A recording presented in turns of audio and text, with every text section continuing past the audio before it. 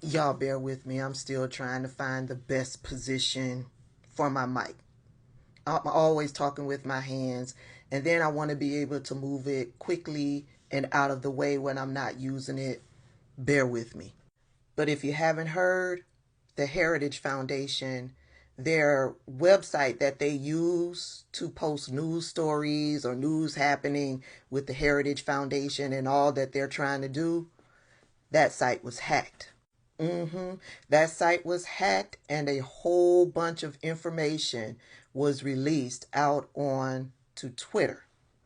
hmm It's a hacking group called the Gay Furries, and they go by this handle over on Twitter. But imagine once they started releasing all of this information over on Twitter, yeah, Elon Musk, who has been all about talking about freedom of speech and this and that, and people having the freedom to express themselves and all of that jazz, yeah, he shut that down because he banned their account over on Twitter. Now, from what I understand, you can still find some of the information floating around on social media. I'm hearing that a lot of the information is over on Telegram. Yeah, y'all can go over and figure it out. But I did dig up some of a conversation that took place between this guy who was running the Twitter, who was running the Twitter account that is a part of the hacking group, and the head of, well, one of the top lead people over at the Heritage Foundation. This is the guy that one of the hackers was having an online conversation with. His name is Mike Howell, and he is one of the executive directors over at the Heritage Foundation. And I'm going to post screenshots of the conversation that he had with one of the hackers. This is page 1. Pause to read. This is page 2. Pause to read. This is page 3, pause to read.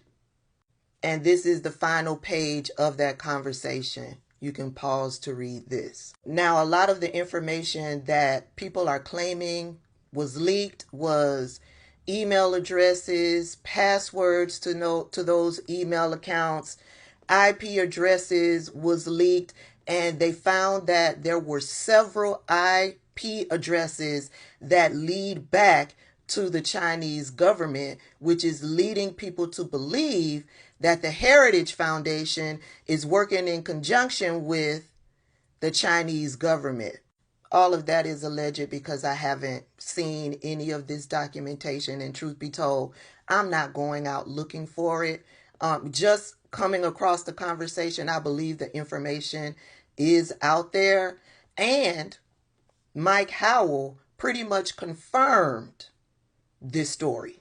The Daily Dot reached out to Mike Howell over on Twitter and asked them about the story. Mike Howell then accused the Daily Dot of having something to do with the hacking.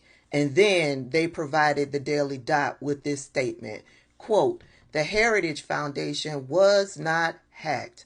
An organized group stumbled upon a 2-year-old archive of the Daily Signal website that was available on a public-facing website owned by a contractor. The information obtained was limited to usernames, names, email addresses, and incomplete password information of both heritage and non-heritage content contributors, as well as article comments and the IP addresses of the commenter. No heritage systems were breached at any time, and all heritage databases and websites remain secure, including Project 2025. The data at issue has been taken down, and additional security steps have since been taken as a precaution." And that's quote and end quote. So Mike Howell is doing a little bit of double speak, or whoever provided this statement. They're saying that Heritage was never hacked. There was no data breach, but at the same time, a portion of the Heritage Foundation, which is called the Daily Signal, was hacked. And they are saying that names and email addresses and IP addresses and all of that stuff, even those who work in the government who have been in contact with the Heritage Foundation, yeah, all of that information has been hacked. And yeah, from what I understand, you can still find it over on Telegram. I don't think you can find it over on Twitter anymore. Elon Musk has seen to that. The reason why I'm not going any further into this story, because this hacking, it will not stop these demons if Donald Trump gets back into office. If Donald Trump gets back into office, they will absolutely implement everything that they have been trying to implement for decades. Donald Trump is their useful fool, their useful idiot. Vote blue in November.